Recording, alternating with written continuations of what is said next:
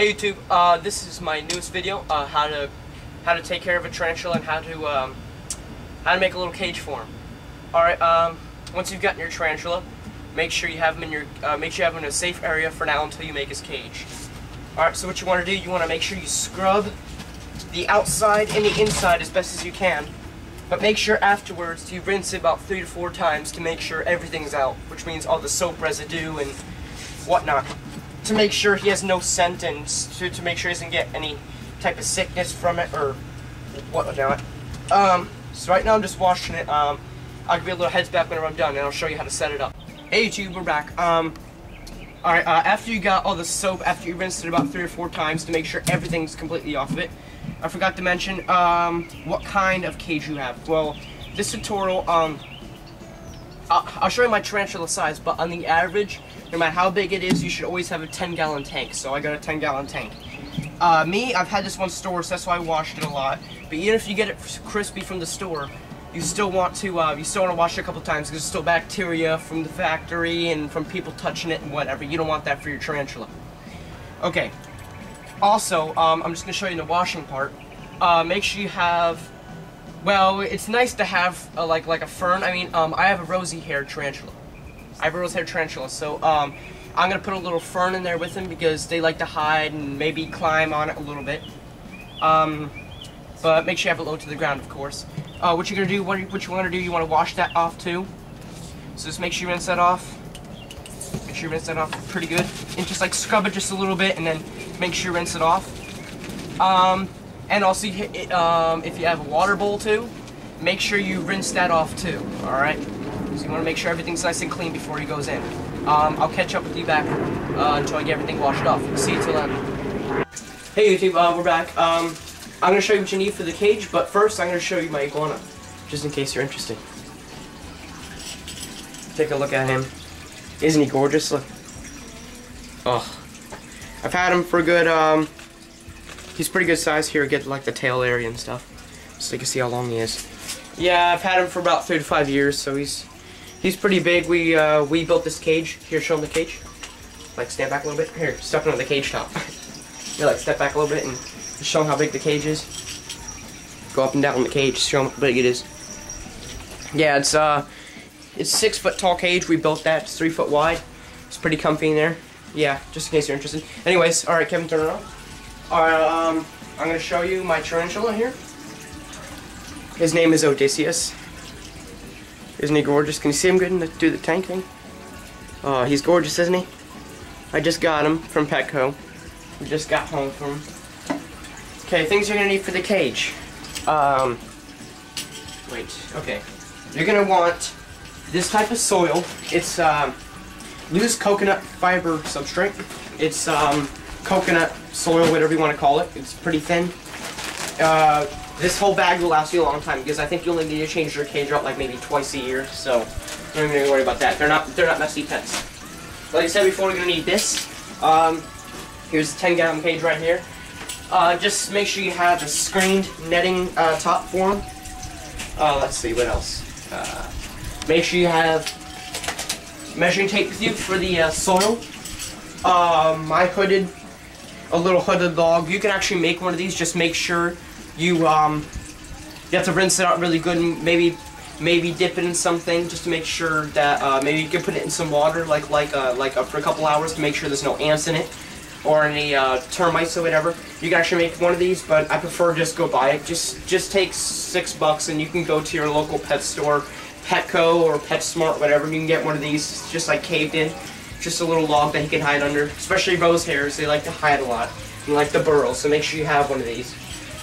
Don't put any sticks in there because they don't climb and they could fall and die, so you wouldn't want that.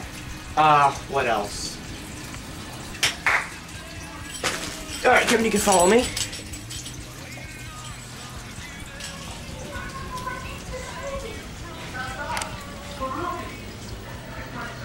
Okay, the next part. Dad, did you wash the dish out? No. Okay, well I'm gonna wash the dish out. Yeah, just make sure you wash it out. You can just get like a little ceramic plate, I mean not plate, a dish for them, just for water. Make sure it's a little heavy.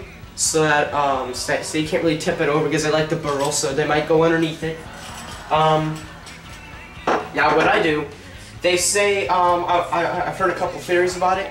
Either it's for humidity or for drinking or whatever. It's also for the crickets that you put in there too, so they can survive a little bit. And remember, the food is only as good as what you feed them. So maybe you could put a little piece of potato in there for the crickets.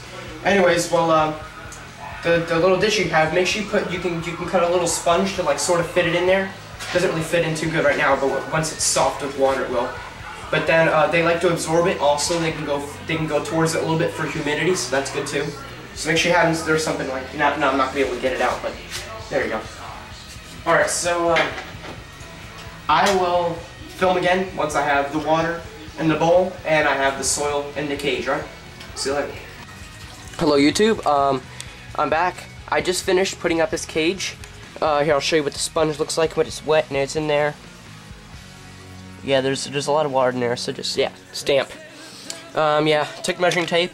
I put in about 3 inches of soil here. See if I get this, sorry, one-handed. Yeah, I put in a good 3 inches at the maximum. He doesn't really need that much since he's a little bit smaller. But, as you can see, this is the way I put it. Got his cage here, and, you got the leaves up there. I don't really know. I try my best to set it up because maybe he wants to go underneath it. I heard like the web on it. But I'll mess around with it a little bit later, see what he likes. It's kind of hard to see, but I kind of built up the sides, kind of like hollowed out a little bit on the bottom. They usually like to burrow out themselves.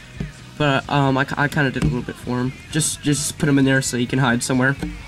Make sure that the back, as best as you can, to like cover the back of the log because they don't like to be seen at all whenever they're in hiding mode. All right, this is what else you're gonna need. You're gonna need it says Windex, but I've been using these things for years, so I know it's safe. I rinse it out a lot, and you just put water in it. So there you go. You have a water spray bottle. What they love moisture, they love humidity, and they love heat. My room's pretty warm. I have my iguana in here, and I have my turtle here. Fat ass turtle. Yeah, so it's pretty damn humid in here with all the filters going, and my room's usually cut off, my vent's usually off, and stuff like that, so. Alright. So what you want to do, you want to spray it around a little bit. You want to, I just got my hands clean, I'm holding the camera, so I want to do it again, but I kind of shifted around the sole just a little bit, just to make it nice and homey, you know, just make it nice and fluffy for him. Yeah. So what you want to do, you want to put the water bowl someplace on the other side of the cage, so you have a lot of room in between to move around. Not too close to the soil, because remember, the soil can get in there. Should. Yeah, just make sure it's safe though, so it doesn't move around. But other than that, it's pretty good. Okay, yeah, sorry about that. Okay, so now, this is what I used to feed him here. And there goes one of my statues. I bought, wow, these things are jumpy. They were just like calm, not jumpy, but I bought around 5, like, yeah, 5 crickets. I'm using that, and I'm also using dead crickets. I don't know if that's any good or not. Candle cricket. Yeah. Yeah. So I'm gonna do right now, I'm gonna put in the crickets first before I put in my tarantula. Well, oh wait, well shouldn't it be? Oh wait, well shouldn't it be the other way around? Put the tarantula in first, then the crickets, or the crickets and then the tarantula? Probably put the tarantula in first. Or put the tarantula in first. All right, Kev, then I'm gonna hand you the camera. Kev, just jump out, but they can't climb the glass, right? Oh no, they can't climb glass, but I'm gonna be safe. I'm gonna just stick to. All right, so Kev, you. Yeah, but how about the bushes though? The crickets are gonna get up inside the bushes and jump out.